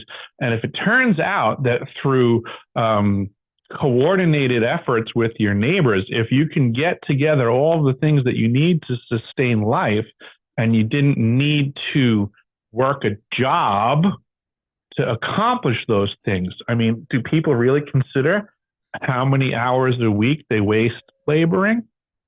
Because they then take the fruits of those labors and spend it on things that are a waste, that don't feed them or their children, or all these other non-essential things in life that we're toiling to make sure we waste money on, which money is just time from our lives. When you speak like that, and I think like that as well, yeah, it's clear to see how to break out of the matrix, so to speak, is that you do choose things yourself for the betterment of yourself and your mindset. However, I don't blame those people who are born in and are never woken up because they are hit with propaganda and or the rules of the game, and they stay within those confines. That's unfair on those people, but they're buggered, aren't they, really? Yeah, Unless... I mean, this is part of the long-term programming that's been accomplished, that we need to realize that there was good money and intention applied decades ago to get the society to where we are today. We're not here by accident. This didn't happen per chance. So this is part of that big problem, part of the battlefield of the mind that is the warfare of the modern state of the world. That the battle started many years ago. We're just currently in the throes of a losing situation because no one's paying attention and is properly informed as to what's going on around. Yeah, they're unaware of the battle. If the world is anything right now, it's distracting. Yeah, well, there's media hitting us from all sides. Christ, even you'll get it. Won't you? Adverts on TV. Sometimes you're going to be doing that. It is what it is. I want to hit you with one more topic before we moved on to the wrap up Koit Zone section, which is pyramids in the Antarctic. Have you read into Linda Moulton Howe's stories? Obviously, it was passed on to her. I am not a fan of Linda Moulton Howe's because of my own direct first-hand exchanges with her. Oh, okay. I find her to be ruined as some sort of a researcher or journalist when it comes to the topic of Antarctica. He has zero discernment. He officially, put yourself in my shoes, right? Spent a year in Antarctica. I biased to having an opinion on what's going on in Antarctica and having an opinion on who knows what's going on in Antarctica. And now the audience has to deal with someone like Linda Moulton Howe, who's never been to Antarctica. So how would she know to vet someone who has been to Antarctica or not? And I suggest quite simply, she has no clue how to vet someone's story from Antarctica. And it's heir apparent because of the junk that she puts to the general population of this planet. I mean, you can just pretty much write an email and make any claim to most of these supposed researchers, and they'll put you right on air. And they'll say, we're getting testimony from the whistleblower from Antarctica. Really? Got any pictures or video or any proof that this person, anything that they're saying is true? Linda, please. I have no. Yeah, but this is my position on it. Is that the vast majority of people discussing the topic of Antarctica are in fact bullshit artists that are profiteering off of the topic. Linda Moulton Howe being one of them. A lot of people have said to me, Eric, I've heard that Antarctica is off limits and nobody's allowed to go there. And I keep telling them it's not true. The only limit to your exposure to Antarctica is the depth of your pockets, which basically just means that it's a rich person's playground. Yeah. So the information that most people have been receiving prior to me coming on to the conversation, because I am a plumber, I'm a blue collar guy who just said, screw the rich people. This is what the poor people need to know what is going on. And until such time I entered the conversation, everybody was under the impression that nobody was allowed to go there. And I'm letting them know, no, people can go there. Rich people can go there. And I hate to tell you, poor people, but the rich people have been controlling the narrative. There's a guy called Brad Olson. I met Brad Olson on a couple of occasions. He fits the bill perfectly. Rich guy. Went down to Antarctica, chartered a yacht to Antarctica, because that's what all poor people do. I've heard the name before for some reason. He writes books on the topic. As far as I'm concerned, this is the definition of a gatekeeper. This is rich people controlling the narrative on the topic. And there you go. That's fair enough. If we'll leave that one there, we'll underline that one. I'm going to move into a question which I ask every single person that I interview. Now, I want you to put aside all that we've discussed so far and come up with something new. So what strange things have happened to you in your life? It could be seeing a UFO personally, a ghost, or a random weird person in your life, just a weird story. What strange thing has happened to you? Oh, geez, I have a list in that capacity. Oh, do you? Well, let's just give us the first one that came into your head. What's the first one that came into your head? That's often the one that I guess the first thing that popped in my head, which is I guess great because it's referenceable. I was in a television series called Alaska Triangle, season 2, episode 9. Okay. Where I was contracted to go out to an area of Alaska called Ketchikan, Alaska, and the idea with the production team was they wanted me to find an unidentified submerged object in the waters off of Ketchikan. Oh, whoa. Because of other reports. I went out there with the film crew, the captain of the boat, the recording equipment. We found everything they sent me out there to find. We were all happy. Oh, this is great. It's going to be a TV show. They edited all of that out. The TV show went to air because this is the way the world works, folks. They're not trying to get the truth out there. So that was very weird to me to have direct firsthand experience with one of the biggest television productions in regards to the peculiarities of this planet that they're trying to get the truth out. And lo and behold, they did the opposite of trying to get the truth out. They found the truth and they edited the truth out. That was weird for me to observe so easily. And I don't even know how to begin to tell people that's my experience. That's what I learned. We're being lied to 6 ways from Sunday. They absolutely know all of the stuff that's going on all over this planet. Everyone knows, but we the people. They're spending good money to keep us in the dark. And it's really easy to do that. Did you sign an NDA, or are you free to tell us what you did discover? Because it didn't make the program. So I did not sign an NDA. I discovered they wanted me to find acoustic stuff going on under the water that would be indicative of unknown submerged objects, USOs.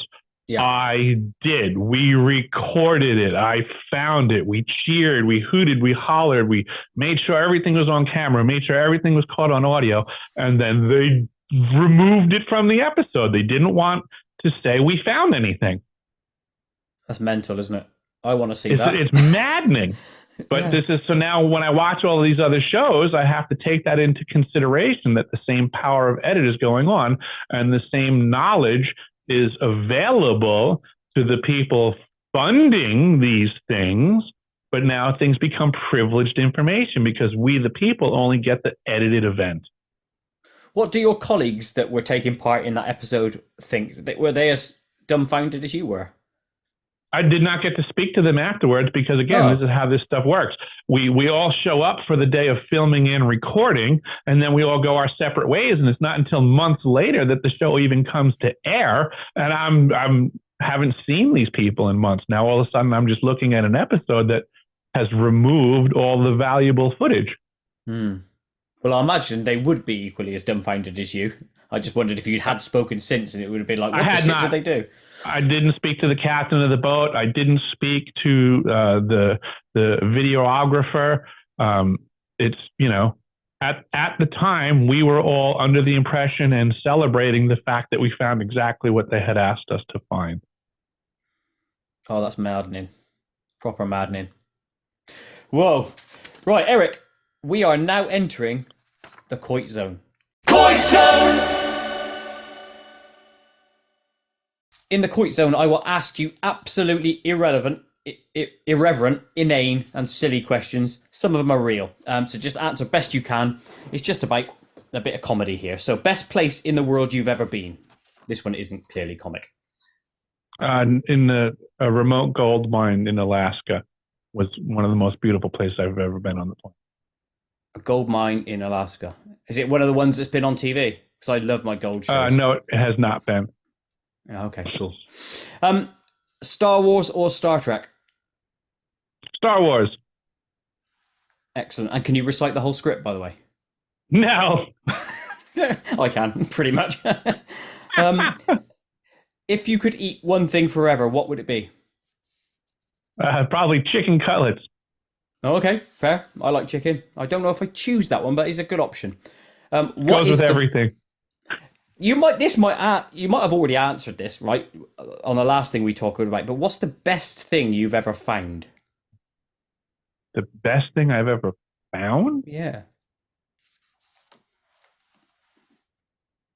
Well, I guess in regards to found, a thought popping into my head is that a map once blew across the surface of the ice at South Pole Station and caught onto my left leg.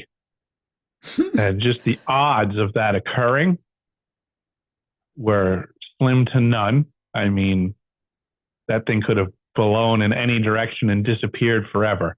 But instead, it blew across probably from easily 1,000 yards or so across the surface of the ice from where it came and caught me in the leg. And it was a very informative map of things going on at the South Pole. Did you take that as a bit of a hint from the universe? I sure did. Actually, I would have done as well. I always think that these little nudges are everywhere, little coincidences. Yes, little I things absolutely like that. believe that if you pay enough attention, you can have a very legitimate dialogue with reality around you. Yeah, and that's also, you see, what plays into the whole Matrix theory is that these they're like little clues hidden in the game, aren't they? That's what I think. Absolutely. I think if people were less distracted by stuff in the virtual world and started paying more attention to what you just said occurs in reality, they would find reality way more enjoyable and less of a need for the virtual BS when they would find how profoundly awesome real reality is. Yes. Less of this shit, taking photos of yourself all the time. Yeah. Yep. Pick an item from your background and tell us the story of it. Any item. I like that sun, by the way. You've got a sun in your background. Oh yes, that sun and the moon is Mm. from a trip that I did down in, forget if it was Central or South America, but somewhere in that vicinity. But as far as what was that question again? The It greatest. was pick an item from your background and tell us the story of it. Oh, you mean my literal Yeah, your background literal behind me? background. I'm sorry. I thought you meant my historical Oh background. no, that's fair. I Oh, should have been more clear. okay. No, I got you. Oh, geez, yeah. Well, you know what? I'm going to pick the item in the corner over here, my light board, which is not plugged in today. Mm-hmm. And it states COINTELPRO owns ufology. And I would suggest people, COINTELPRO was a faction of the FBI here in the United States where they took it upon themselves to infiltrate both sides of every argument to therefore control every argument. So I would suggest that COINTELPRO as an organization is so heavily invested in the ufology conversation that they currently own it. And that's how this stuff goes. If you have two guys bickering about, I think the earth is flat, I think the earth is, that argument is brought to you by COINTELPRO. And they invest in parties on both sides so that the argument goes on forever and we, the people, are just left confused. Yeah. And that's what's currently going on with ufology, is nobody's putting out any actionable intelligence. They're putting out bullet points for arguments. And that's where I come in very differently to this conversation, because I bring real, actionable intelligence, and I am kicking the shins of all the bullshit artists that showed up before me and are just functioning as wealthy elitist gatekeepers with zero actionable intelligence, and the only motive they have is to keep us all in the dark. And or selling their books. Or sell us another book. Yeah. Always a classic. What is the best tasting fruit flavor? Ooh, the best tasting fruit flavor. Oh man, I'm going to have to go with cantaloupe at breakfast. I would have never guessed you would have said that. Cantaloupe. I don't even think I've ever tasted cantaloupe. What was it like? It's a melon. It's melon flavored, I guess you would say. Yeah, well, that's what I was going to say. It's quite melony. I don't know what it would taste like though, other than that. Yeah. Favorite film then? Let's hit with that. Ooh, favorite film. That would be very challenging. I'm just going to go to what pops in my head as I've seen recently across my radar. I really like the original Dune movie. The original, the Lynch one. Yep. Well, was it not Lynch? Was it Lean? Was it maybe Lean? Was it Lynch or Lean? I can't think. I can't remember who the guy was that did it. I'm very bad with names. It was David Lynch. I think it was David Lynch. Yeah, that sounds right. Yeah, I kind of like that one. But did you watch the new one? Did you watch the new version? I did watch the new one. I'm looking forward to part 2. Did you like it? I thought it was really good. I did. I thought it was very well done. Yeah. I'm looking forward to the second one as well. Yeah, that'd be cool. Right, you have the power to snap out of existence one food item. What would it be and why? You can snap it and it's gone forever. High fructose corn syrup and whatever they're calling it more contemporarily. Liquid shit, I think they call it nowadays. Yeah, poison.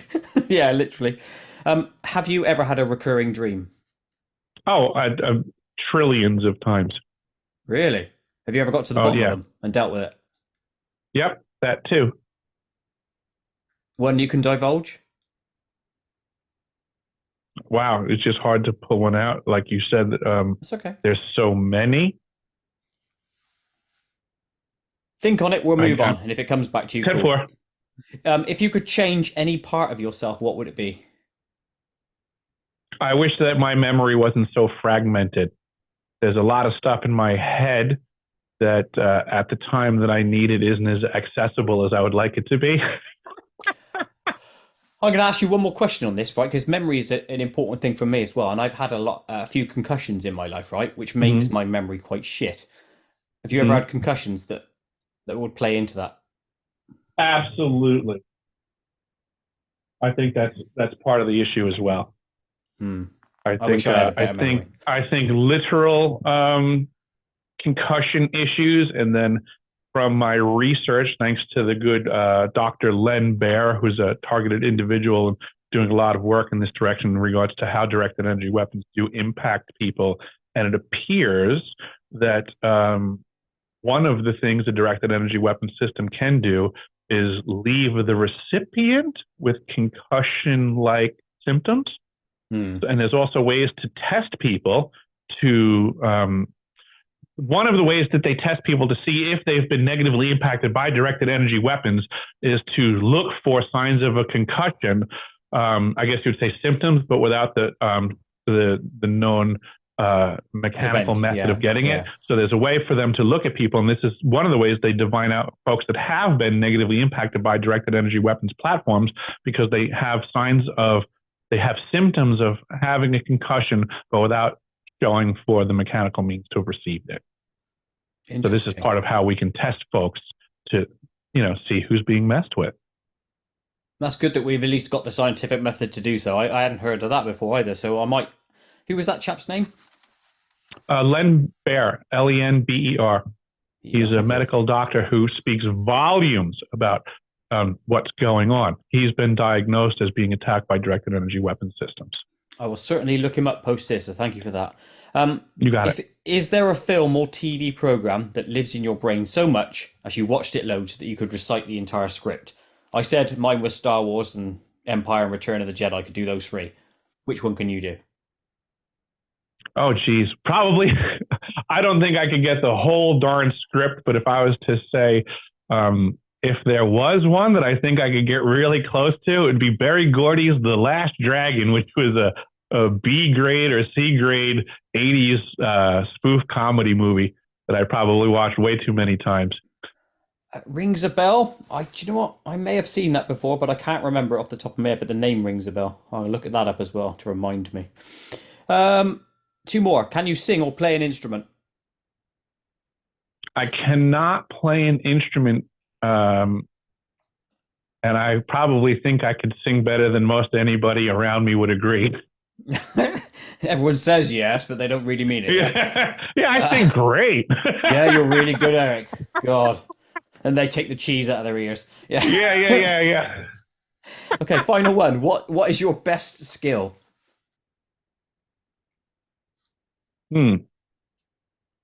My best skill is probably at fixing broken things. Oh, that's cool. Are you one of those people that can fix it without looking up YouTube stuff? I seen you just absolutely work it out. Yeah, absolutely. Yeah, I mean, it is what it is. I've been working with things for so long. I like to say that I'm a systems guy, that I understand the systems of things, which makes it easy for me to understand how to put them back in harmony.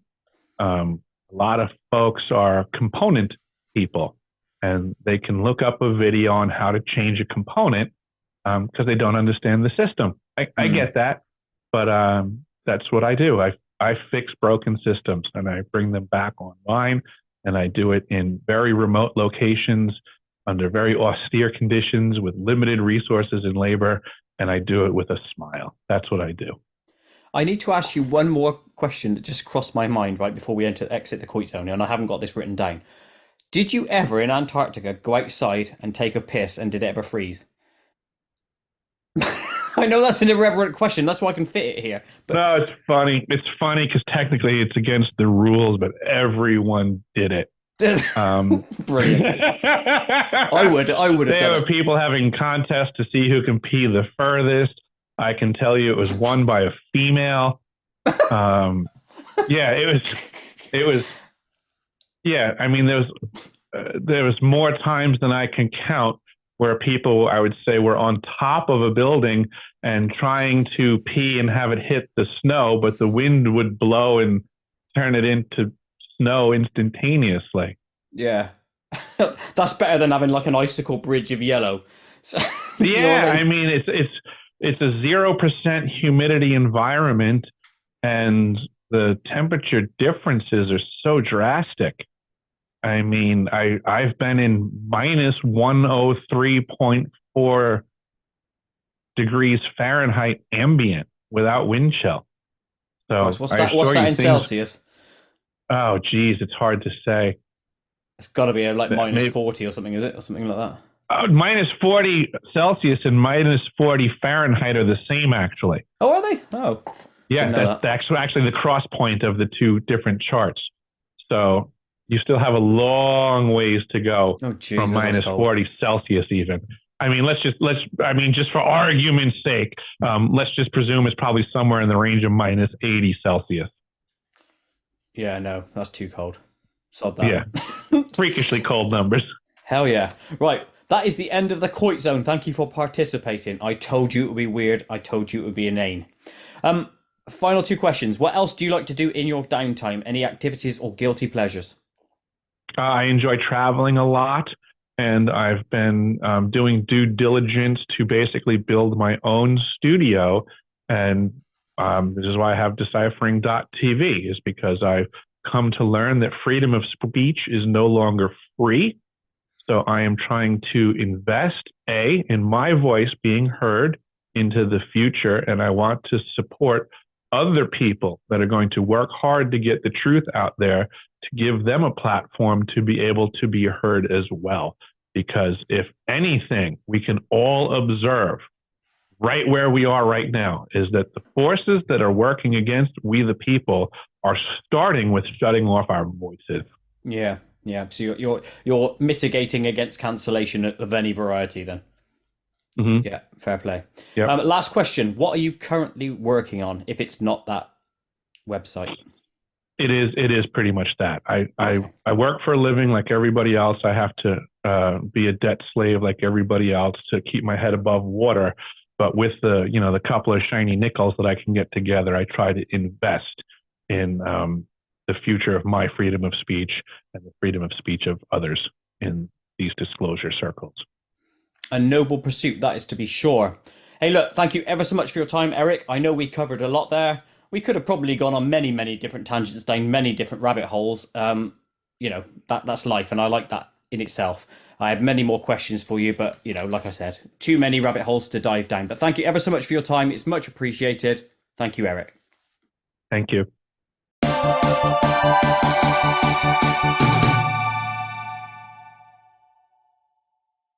To watch other KoitCast episodes, please click the image top left. To subscribe to my channel, please click the image top right. Please like and share to help KoitCast grow, and most importantly of all, please click the notification bell so you never miss an upload.